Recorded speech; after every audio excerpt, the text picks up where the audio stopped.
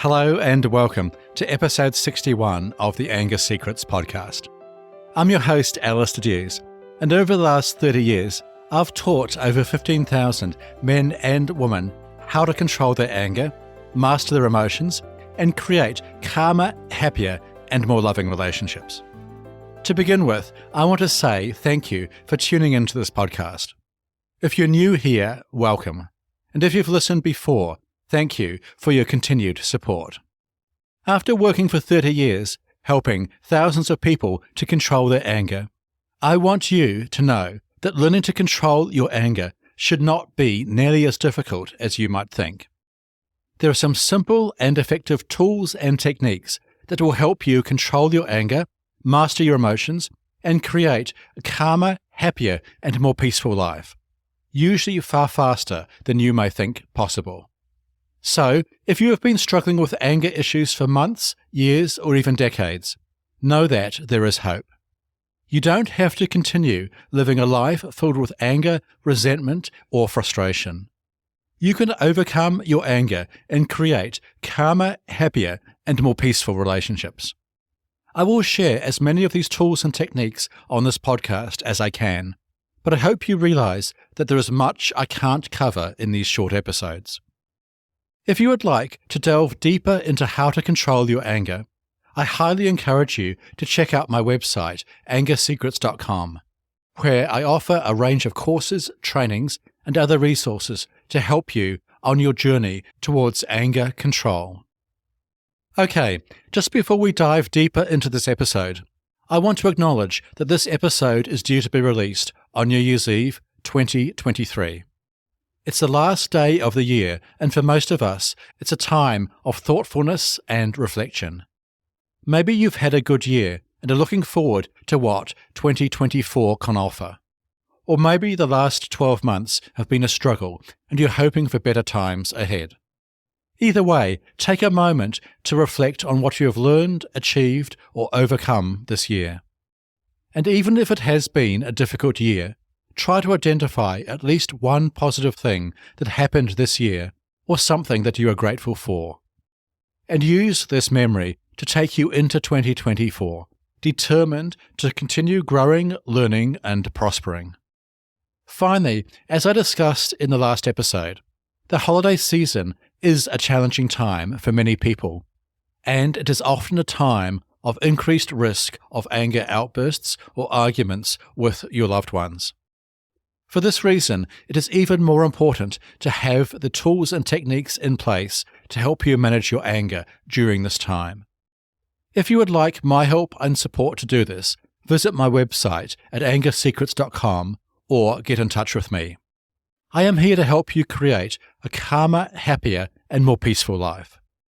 Okay, with that being said, let's dive into today's topic: 6 easy tips to control your anger. This episode is an encore presentation of episode 7 of this podcast, which so far has been one of the most popular episodes I've recorded. So let's get started. Tip 1 to control your anger is to understand that it's not the events that happen to you in life that make you angry, but it is your thoughts about these events that make you angry. This tip is one of the most powerful secrets of anger management. To help you understand this more, imagine that you are driving your car and another car cuts in front of you. If you are like many people, in this situation you may immediately get angry and shout at the other driver, make rude gestures, or tailgate the other car. In this situation, did the other driver cause your anger? Many people answer yes to this question. After all, they say, if the other driver didn't cut in front of me, I wouldn't have gotten angry. This, however, is wrong. It is your thoughts and not the actions of the other driver that caused your anger. For example, if another driver cuts in front of you while you are driving, you could choose to think, I'm happy he missed me, or he must not have seen me. These thoughts would not lead to you becoming angry. Instead, you would probably stay calm, relaxed, and happy. This idea applies to any other situation. For example, imagine your partner criticizes you for something that was not your fault. In this case, you could choose to think, My partner is being so unfair. That makes me mad. Or you could choose to think, my partner is probably just having a bad day. I'll give them a hug and see if they want to talk about it. The first thought would lead to you becoming angry, while the second thought would lead to you staying calm, relaxed, and happy. In other words, it is always your thoughts, not the events that happen to you, that create your anger. Tip 2 is to think, where am I on the tension scale? To explain this tip more, many people I see tell me that they get angry very quickly. For example, these people report that they can be calm 1 minute and then explode with anger the next. In my experience, however, this is rarely the case. Almost everyone I have worked with over the last 30 years can look back in hindsight and understand that whatever situation they were in, their anger had built up over time. For some people, this build-up happens slowly. For others, it can be faster. But in all cases, there is a build-up. One way of becoming aware of this build-up is to use what I call the tension scale. The tension scale is a scale from 0 to 10 of your level of tension or stress. 0 on the tension scale represents experiencing no tension or stress whatsoever. At the top end of the tension scale, 10 represents experiencing the most tension or stress you can think of. As people go up the tension scale, almost everyone will reach a point where they become angry. This point is at about 7 on the tension scale for most people. Below this point, you may feel various versions of anger, such as annoyance at around 4 on the scale, frustration at 5 on the tension scale, feeling pissed off at 6, and finally, anger at 7 on the tension scale. Above 7 on the tension scale, you may become abusive or violent. Being aware of your level of tension or stress is essential in helping you control your anger before you get too high on the tension scale. To do this, it is helpful to ask questions such as, am I becoming tense or stressed in this situation? If so, where am I on the tension scale right now? This is especially important if you are in a situation where you are likely to become angry. By monitoring your tension levels, you have more control over how your anger develops and how you can control it before it escalates. Tip 3 to control your anger is to ask yourself, is expressing my anger in an aggressive, abusive, or violent way going to help me in this situation? This tip is quite simple. Expressing anger in aggressive, abusive, or violent ways is never helpful. For example, imagine that you are getting angry during an argument with your partner. If you express your anger in an aggressive, abusive, or violent way, will this help you reach a satisfactory conclusion to this argument? Almost everybody understands that the answer to this question is no.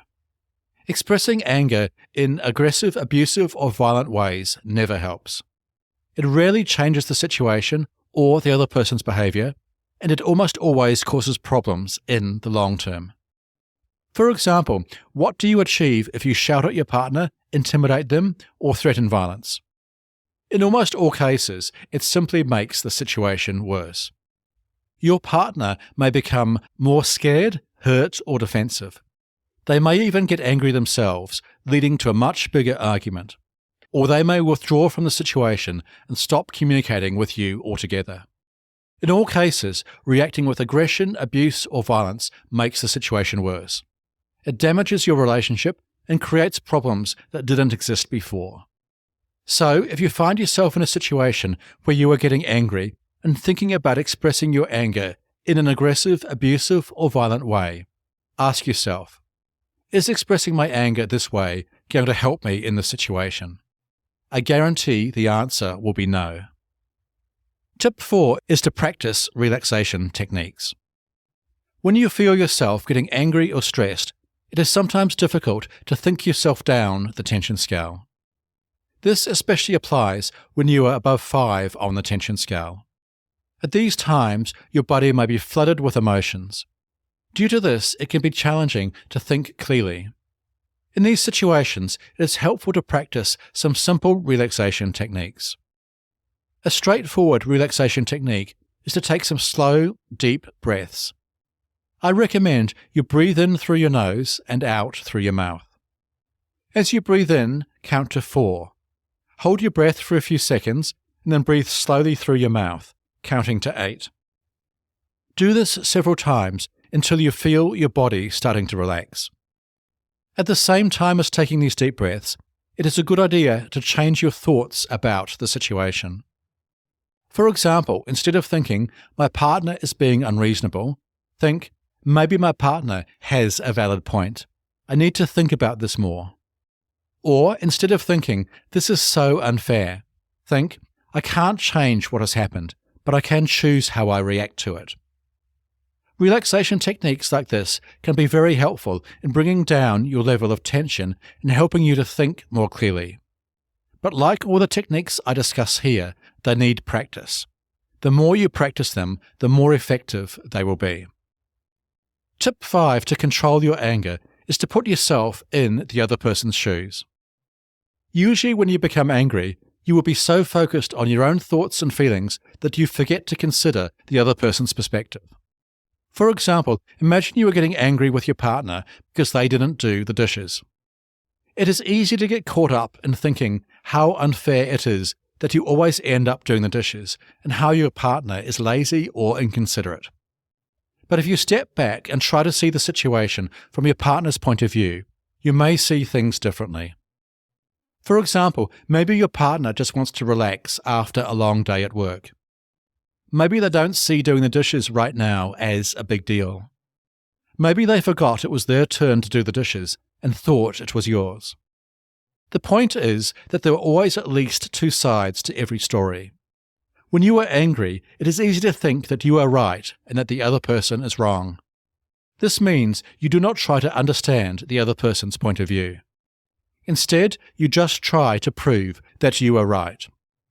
However, if you take a step back and try to understand where the other person is coming from, you may see the situation from a very different perspective. This is always useful. Tip 6 to control your anger is to take a time out. As I have discussed in episode 31, if you are getting high on the tension scale, it is better to leave the situation than to stay and risk your anger getting out of control. Doing this is called taking a time out. While taking a time out is often helpful, there are good and bad ways to take a time out. Some people, for example, walk out on their partner in the middle of an argument. The partner does not know where they have gone or when they are returning. This can be very frustrating. Instead of walking out on your partner, it is better to sit down with your partner when you are both calm and work out some basic guidelines for taking a time out.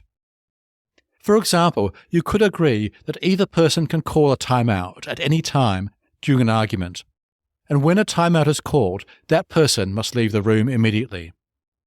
It is also helpful to agree on how long either of you should take a timeout for and where you will go during a timeout. For example, you may agree with your partner that you will take a timeout for 30 minutes when you get angry. You will walk to the local park and calm down during this time. When you come back from timeout, you should be calm. You should also discuss with your partner whether the issue you were arguing about is worth discussing again or not. If so, choose a time with your partner to do this, and make sure you stick to this agreement. That way, your partner will learn that taking a time out is not a tool for avoiding difficult conversations, but simply a tool for managing your anger before it gets out of control. When done correctly, taking time out is a valuable anger management tool. As mentioned, if you would like more details on how to take timeouts effectively, just listen to episode 31 again. Okay, there you have it, 6 easy tips to control your anger. If you found this episode helpful, please follow this podcast or head over to your favourite podcast app and leave a rating and review. This will help other people struggling with anger to find and benefit from this show. Remember, for a free training on how to control your anger, master your emotions, and create calmer, happier, and more respectful relationships, or to book a free 30-minute anger assessment call with me, visit my website, angersecrets.com. And finally, remember, you can't control other people, but you can control yourself. I'll talk with you next week. Take care. The Anger Secrets podcast is for general informational purposes only, and does not constitute the practice of counseling, psychotherapy, or any other professional health service. No therapeutic relationship is implied or created by this podcast. If you have mental health concerns of any type, please seek out the help of a local mental health professional.